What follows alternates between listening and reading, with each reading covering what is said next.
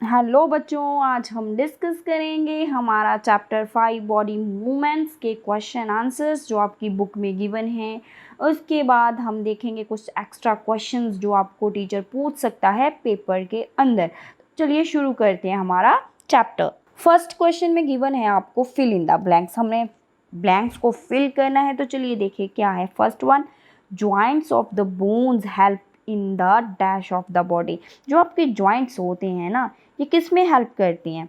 ये हमारी मूवमेंट में हेल्प करती हैं। जैसे आपने कोई मूवमेंट करनी है, लेग को हिलाना है, आर्म को हिलाना है, यहाँ पे से सारे जॉइंट्स लगे हैं ना बोन्स के, वहीं से ये सारी मूवमेंट्स होती हैं, तो ये मूवमेंट में हेल्प करता है।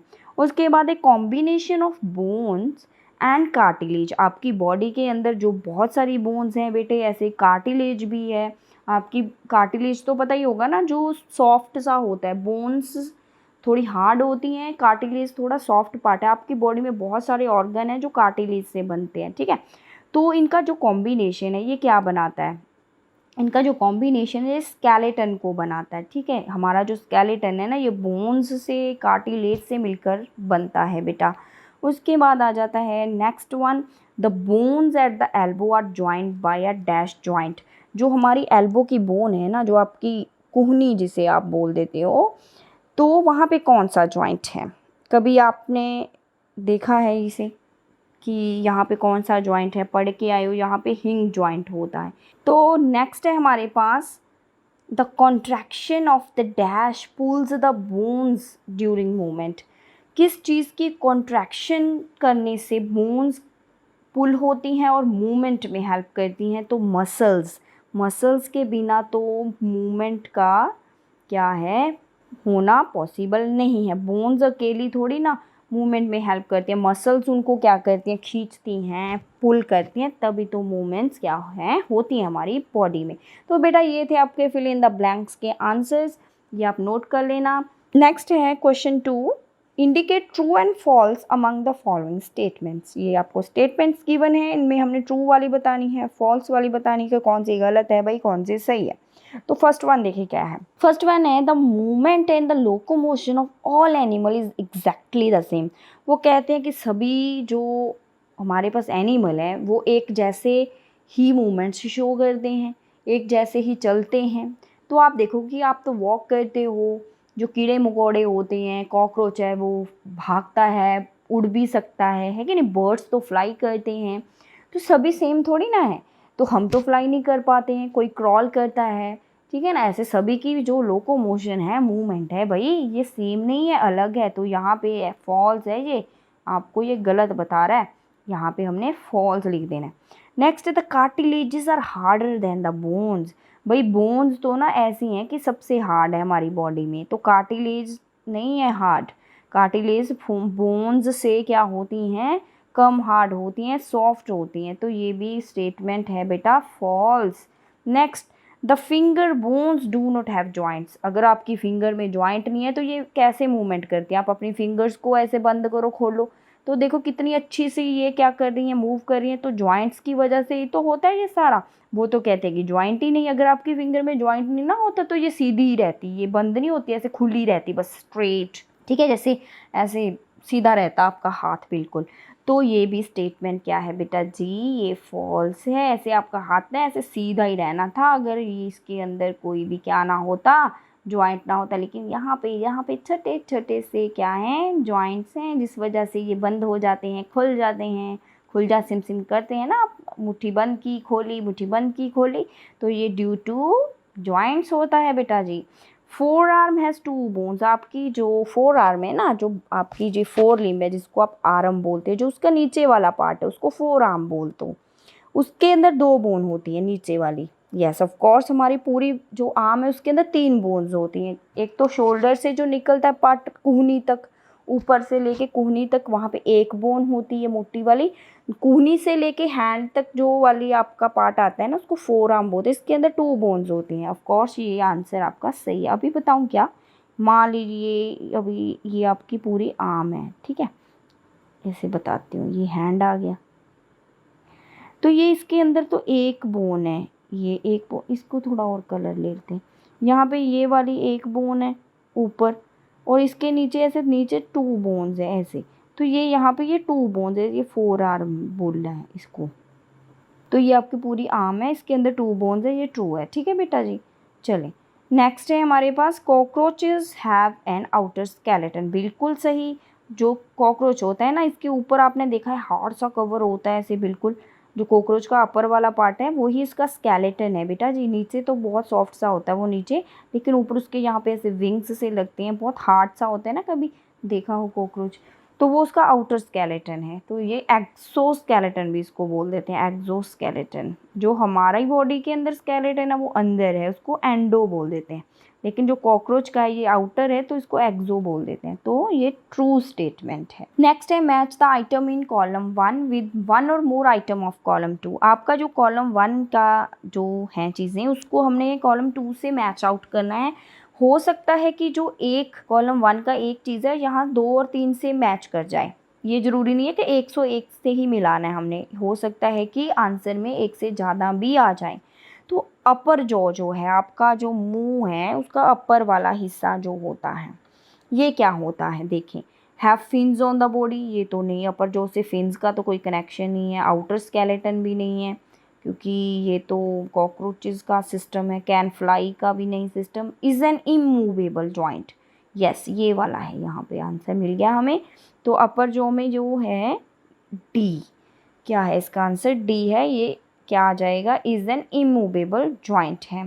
प्रोटेक्ट द हार्ट नहीं आएगा, शो नहीं, ये कुछ नहीं है, ये कुछ नहीं है, क्योंकि उन्होंने बोला है ना कि एक से ज़्यादा भी आंसर आ सकते, तो हमने सभी को देख लेना कि कोई और तो नहीं निकल रहा आंसर।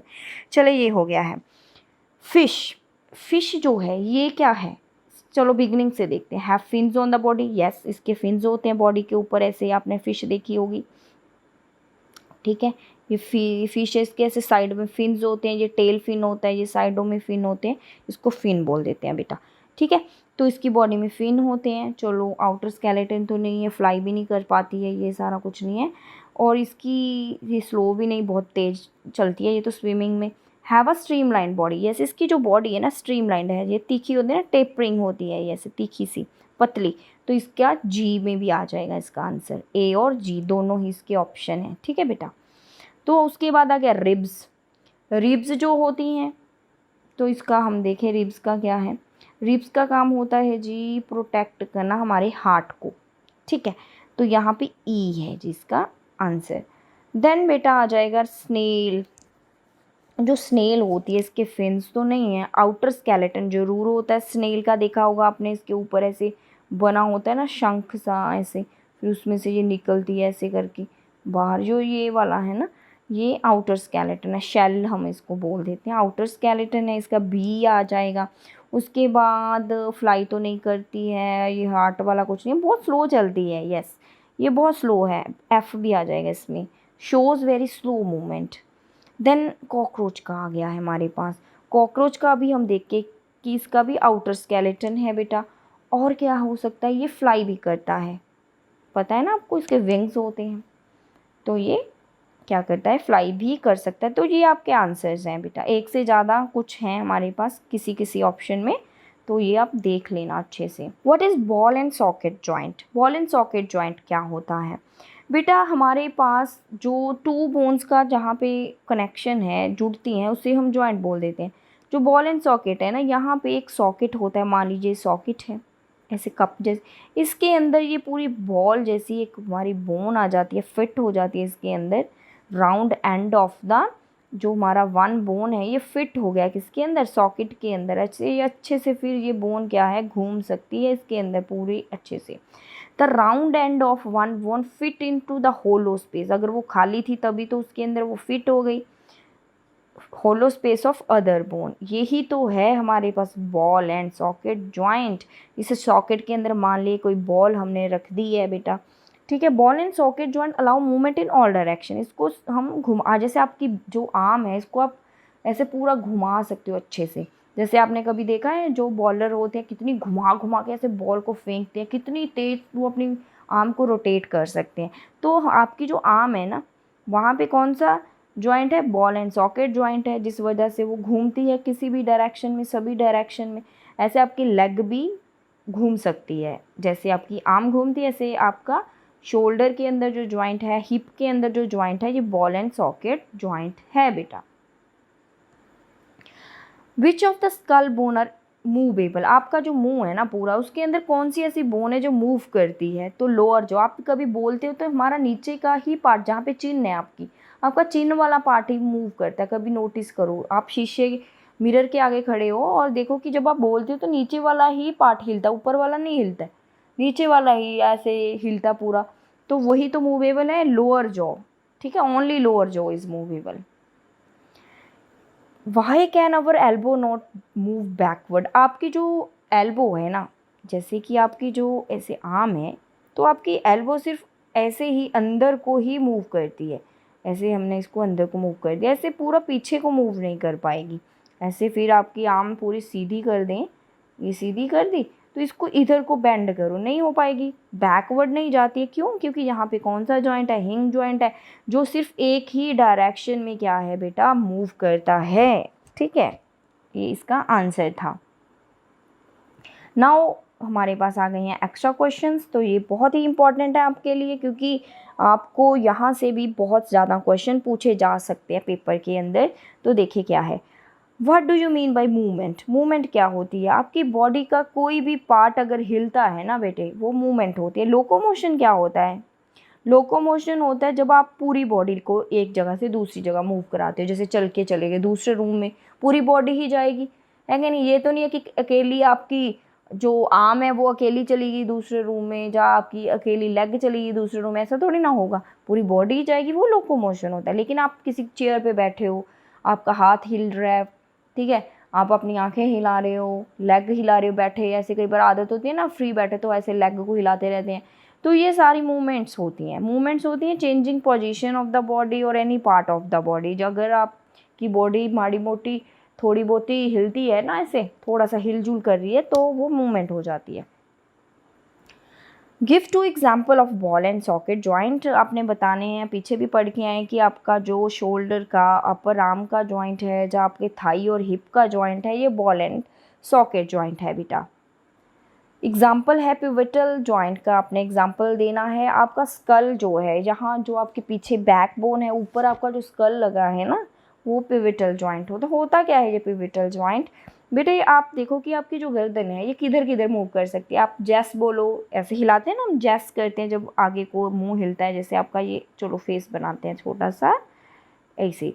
तो आपने जब जैस बोलना है तो आप इसको आगे को मूव करते हो। जब हमने नो बोलना है तो साइडों में नो नो कर देते हो, जैसे नो नो ऐसे साइडों में इधर उधर हिलाते हो। अब मैं इसको शो नहीं कर पा रही हूँ आपको अच्छे से, ठीक है। तो नो बोलना, यस बोलना, तो आपकी ये तो नहीं है कि आपका पूरा मुंह घूम के ऐसे पीछे बैक की साइड चला गया है, ऐसा नहीं हो पाता है। तो ऐसा जो मूवमेंट है ना, ये पिवटल जॉइंट की वजह से होता है बेटा।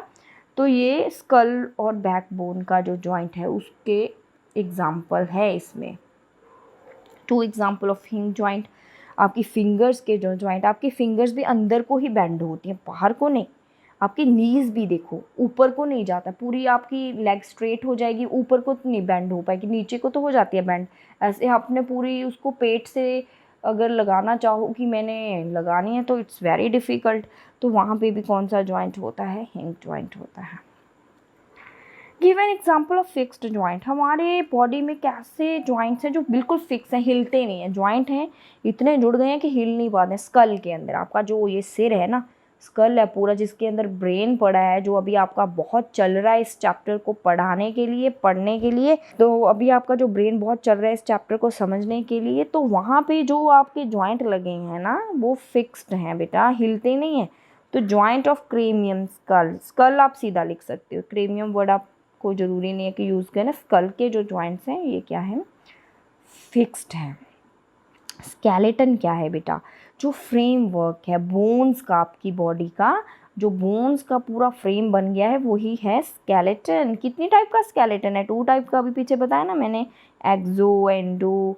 कुछ हमारे पास ऑर्गेनिज्म है जिनका बाहर है स्केलेटन आउटर, कुछ का अंदर, उसको हम बोल देते हैं एंडोस्केलेटन, ठीक है ना। चले, रिब केस क्या होता है भाई? रिब्स हैं आपकी, ऐसे चेस्ट देखिए आपके रिब्स हैं, जो ये रिब्स सारी मिलके एक पूरा बॉक्स बनाने वाली हैं ऐसी, ठीक है, ऐसे सारी रिब्स हैं, बहुत सारी रिब्स हैं इधर उधर। पीछे वो किससे जुड़ी होती हैं, पीछे वो बैकबोन है आपकी, उससे जुड़ी होती है। तो ये आपका जो रिब का बॉक्स बना है, इसी को रिब केस बोल देते हैं। The ribs are joint with backbone to form a box, this box is called a rib case. What are the cartilages? Cartilages क्या है? हमारे स्केलेटन के अंदर बोन्स तो हैं, उसके अलावा एक इलास्टिक, बहुत ज़्यादा हार्ड नहीं होती हैं कार्टिलेजेस, थोड़ी सी ये बेंड हो, जैसे आपका नोज़ है, नोज़ आपको अपना जो नोज़ है इसको ऐसे दबाओ तो वेरी इजीली ये दब जाता है। ठीक है, ऐसे आपका कान का अपर वाला पार्ट पकड़ो, ये जहाँ से, ये नहीं जो टीचर पकड़ता है, वो तो जहाँ पे ये गर्ल्स रिंग वो डालती है ना इयररिंग्स, वो वाला पार्ट नहीं, उसका ऊपर वाला पार्ट थोड़ा देखो, ये इतना भी हार्ड नहीं है कि बेंड ना हो पाए। इसको अंदर को बेंड कर लेते हैं ना हम इजीली, ऐसे बेंड करो बड़ा इजीली बेंड हो जाता है। तो ये बोन जैसा नहीं है, थोड़ा बोन से सॉफ्ट है और इलास्टिक है, बेंड हो जाता है, तो उसी को हम कार्टिलेज बोलते हैं। हमारी बॉडी में बहुत सारे पार्ट हैं जो कार्टिलेज से बनते हैं बेटे। तो पता चल गया आपको कार्टिलेज क्या है। स्केलेटन में इसका भी बहुत बड़ा रोल है, क्योंकि आपकी बॉडी का बोन्स प्लस कार्टिलेज मिलके ही स्केलेटन बनता है। How does the snake move? Snake सभी ने देखा है, मूव कैसे करता है देखा तो है सभी ने, उसकी तो बेचारे की लिम्स तो नहीं है, लेग्स तो नहीं है, तो वो कैसे चलता है? आपने देखा कि वो ऐसे ऐसे करके चलता है, ऐसे लूप्स बन जाते हैं। कभी आपने ऐसा कभी लूप बनाया हो? बनाते हो। कभी आपने अपना पेन का वो निकाला है, रिफिल निकाला है, कभी उसको ऐसे बेंड करो, आपका रिफिल बहुत सॉफ्ट होता है, ऐसे रिफिल निकाल लिया हमने, ये ट्राई करना, आपको मैं बताती हूँ स्नेक कैसे मूव कर। वो रिफिल को आप ऐसे बेंड कर लो, कर लेते हो नहीं, फिर जब आप उसको छोड़ोगे तो वो कितना दूर जाके गिरेगा, उसको एक जर्क मिल जाता है, ऐसे उसके अंदर एक प्रेशर सा बनता है कि ऐसे। सेम वे ऐसे ही बेटा, जब स्नेक ऐसे लूप बनाता है ना अपनी बॉडी के अंदर, जैसे वो लूप खुलते हैं तो उसको एक क्या मिल जाता है, एक जर्क मिलता है, एक पुश मिलता है, प्रेशर मिल जाता है। तो देखें स्नेक की जो वो बोन है, बैकबोन बहुत लॉन्ग है, उसके अंदर छोटी छोटी सी मसल्स होती हैं जो उसकी हेल्प करती हैं मूवमेंट में। स्नेक अपनी बॉडी के अंदर लूप्स बनाता है, ईच लूप जो है स्नेक को एक फॉरवर्ड पुश देता है। जैसे कि मैंने अभी आपको रिफिल का एग्जांपल बताया है, एकदम से जब आप उसको खोलोगे तो कितना उसको पुश मिलता है, कितना प्रेशर से वो खुलता है ना। तो ऐसे ही बेटा स्नेक भी आगे, जैसे ये लूप खुलेगा ना तो उसको धक्का बजेगा स्नेक को, तो वो ऐसे आगे को फिर मूव करेगा। How is the birds body adapted for flying? आपको पता है कि जो बर्ड्स हैं बड़ी इजीली हवा में फ्लाई करते हैं, हम नहीं कर पाते हैं। बर्ड्स के अंदर भी बोन्स होती हैं, फिर भी वो कैसे इतनी इजीली फ्लाई करती हैं? क्योंकि बेटे उनकी जो बोन्स होती हैं हॉलो होती हैं, अंदर से ना उनकी बोन्स खाली होती हैं ऐसे, ताकि लाइट वेट हो जाएं। फोर लिम्स जो उनकी होती हैं वो विंग्स बन जाती हैं, जैसे हमारी तो आर्म्स हैं। हमारी आर्म्स जो हैं ऐसी, आप देखे हो कि जो कोई भी बर्ड है, कोई बर्ड बना लें, मैं कौन सा बर्ड बनाऊं जो इजी हो? मुझे तो कोई बर्ड ही नहीं बनाना आ रहा। कोई बना लेते हैं, स्पैरो बना लो छोटी सी। तो आप देखो कि इनके जो ये विंग्स हैं, तो इनकी जो ये तो आगे इनकी हाइंड लिम्स जो लेग्स बन गई हैं, जो इनके फोर लिम्स हैं ये क्या बन गए, विंग्स बन गए हैं। जो इनकी फोर लिम्स थी ये मॉडिफाई हो गए हैं, विंग्स बन गए, जिस वजह से वो हेल्प करते हैं उनको फ्लाई करने में। और इनकी बॉडी देखो स्ट्रीमलाइंड है, आगे से भी पतली और पीछे से भी पतली। आगे और पीछे से जब पतली हो बॉडी तो उसको स्ट्रीमलाइंड बॉडी बोल देते हैं ऐसे, ठीक है, टेपरिंग। तो ये चीज़ भी हेल्प करती है मूवमेंट में, क्योंकि यहाँ फिर ना इसमें फिर क्या हो जाता है, हवा का जो रेजिस्टेंस है वो कम हो जाता है, हवा फिर इनको फ्रिक्शन रेजिस्टेंस कम करती है और इजीली ये फ्लाई करते हैं। What are joints? क्या हैं, कौन कौन से जॉइंट्स हैं हमारे पास? बेटे यहाँ पे टू बोन्स जॉइंट होती हैं, ठीक है। The place where two part of body seems to be joint, two parts लिख दो या टू बोन्स सीधा लिख दो, ज्वाइन होती हैं तो वो जॉइंट होते हैं। कौन कौन से जॉइंट है? बॉल एंड सॉकेट, पिवटल, हिंग जॉइंट, फिक्स जॉइंट, ग्लेडिंग जॉइंट। ये हमारे पास कुछ जॉइंट्स हैं, उनके नेम हैं, आपको पूछे जा सकते हैं पेपर में, ये इंपॉर्टेंट है क्वेश्चन। तो बोन और कार्टिलेज में डिफरेंस क्या है? बोन हार्ड होती हैं, कार्टिलेज सॉफ्ट होती हैं। बोन्स को हम बेंड नहीं कर सकते, ये बोन है भाई, इसको बेंड नहीं कर पाओगे, भी यहाँ सेंटर में से बेंड कर। कार्टिलेज को ऐसे हाथ से जैसे नोज़ को ऐसे आगे पीछे कर लो, कान को दबा लो तो ईजिली बेंड हो जाता है।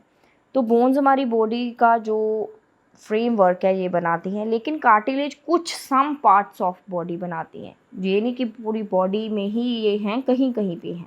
नेक्स्ट है हमारे पास जो अर्थवॉर्म है, ये कैसे मूव करता है, ये बहुत इंटरेस्टिंग है क्योंकि अर्थवॉर्म के पास भी लेग्स नहीं है। तो ये कैसे मूव करता है? जो अर्थवॉर्म होता है ना बेटे, इसकी बॉडी के अंदर भी मसल्स हैं, सर्कुलर मसल्स हैं, और ये मसल्स जैसे आगे आगे जो मसल्स कॉन्ट्रैक्ट करती हैं, इनके अंदर रिलैक्स करती हैं, एक्सपैंड होती हैं, मीन्स वो ही सारी चीज़ें इनको हेल्प करती हैं। तो कैसे?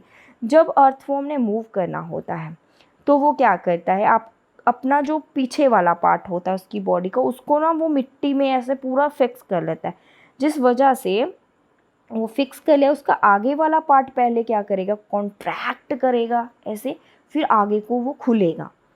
ठीक है, फिर वो क्या करता है, आगे वाला पार्ट देखो कॉन्ट्रैक्ट ही है ना उसने, ठीक है, तो उसके बाद फिर वो क्या करेगा, पहले इसको समझ लें, ऐसे उसकी बॉडी है, आगे वाला पार्ट उसने कॉन्ट्रैक्ट किया और खुल गया।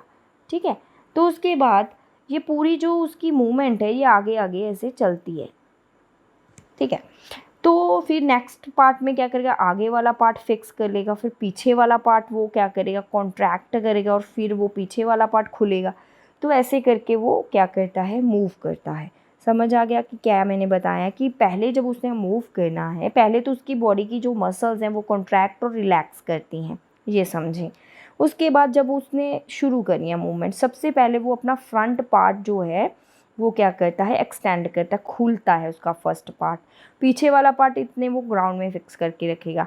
ठीक है, फिर जब नेक्स्ट में फिर क्या करता है, फ्रंट वाला पार्ट जब खुल जाता है फिर उसको अच्छे से फिक्स कर लेगा, फिर पीछे वाला पार्ट क्या करेगा, कॉन्ट्रैक्ट करेगा, शॉर्ट हो जाएगा और उसको पुल करेगा आगे को। तो आप इसको अच्छे से पढ़ लेना, ठीक है, यहाँ पे यही सारी चीज़ लिखी है जो मैंने बताई है आपको। देन स्नेल कैसे मूव करती है बेटे, स्नेल जो है इसके ऊपर ये शेल लगा है, ये अपने शेल से निकलता है बाहर, ये उसकी बॉडी बाहर आ रही है, तो ये इसका नीचे फुट पार्ट है, ये इसका हेड वाला पार्ट है। ठीक, तो देखें इसका भी एक्सोस्केलेटन है, आउटर स्केलेटन है। When it start moving thick structure and head of snail may come out opening in the shell, यहाँ पे जो ओपनिंग है वहाँ से अपना ये फुट निकालेगी, और ये थिक स्ट्रक्चर है ना जो इसके नीचे फुट, वही हेल्प करता है इसकी मूवमेंट में। यहाँ पे नीचे ना स्ट्रॉन्ग मसल्स हैं बेटा, ये वाली, तो यही मसल्स यहाँ पे हेल्प करती हैं, कॉन्ट्रैक्ट करती हैं, रिलैक्स करती हैं और इसको मूवमेंट में हेल्प करती हैं। ठीक है, तो फिशेस कैसे मूव करती हैं, आपको ना ये सारे क्वेश्चन आ सकते हैं क्योंकि ये सारे टॉपिक आपकी बुक में गिवन है। तो फ़िश कैसे मूव करते हैं, फ़िश के अंदर ये सारी मूवमेंट होनी तो मसल्स के हेल्प से ही, आपकी बॉडी में भी जो मूवमेंट्स है बेटा मसल्स की हेल्प से ही होती हैं।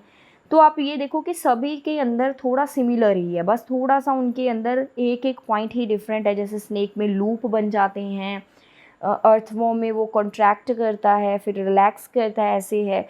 ठीक है, स्नेल में वो अपना नीचे जो उसका फुट वाला पार्ट है वहाँ पे जो मसल्स हैं उसकी हेल्प से मूव करता है। ऐसे फिशेस के भी जो बॉडी है स्ट्रीमलाइंड है, ठीक है, वो वाटर में इजीली मूव करती है और इसकी पूरी बॉडी में ही मसल्स होती हैं। तो कभी आप नोटिस करो कि अगर जो फ़िश होती है अगर वो उसका फ्रंट पार्ट इधर को मूव करता है तो उसका टेल पार्ट हमेशा इधर को मूव करेगा। ठीक है, तो फिर वो अपना फ्रंट पार्ट जब इधर को मूव कराएगी तो टेल उस, आप यहाँ पे देखो, फिर उसका जो फ्रंट पार्ट है इधर मूव हो गया। ठीक है, और उसकी जो टेल है इधर मूव हो गई अपोजिट। ठीक है, कभी इधर फिर वो इधर, फिर वो घूम जाएगा, फिर वो इधर कर लेगा, दूसरा ऊपर वाला पार्ट उधर चला गया, इधर वाला पार्ट इधर, तो ऐसे वो आगे आगे चलती है। आप कभी भी फ़िश को देखो तो इस चीज़ से उसको जर्क मिलता है, पुश मिलता है और वो आगे मूव करके चलती है। मीन्स उसका अगर फ्रंट पार्ट इधर को है तो उसका टेल पार्ट उसकी अपोजिट डायरेक्शन में होगा। ये बहुत ही इम्पॉर्टेंट पॉइंट है जो आपको समझना है। ठीक है, इससे उसको एक जर्क मिलता है, पुश मिलता है और वो आगे को क्या करती है, मूव करती है। तो बेटे ये थे आपके क्वेश्चंस बॉडी मूवमेंट चैप्टर के। अगर आपको कुछ नहीं समझ आ रहा है तो आप हमें कमेंट करके पूछ सकते हो। I hope you like this video. Thank you so much.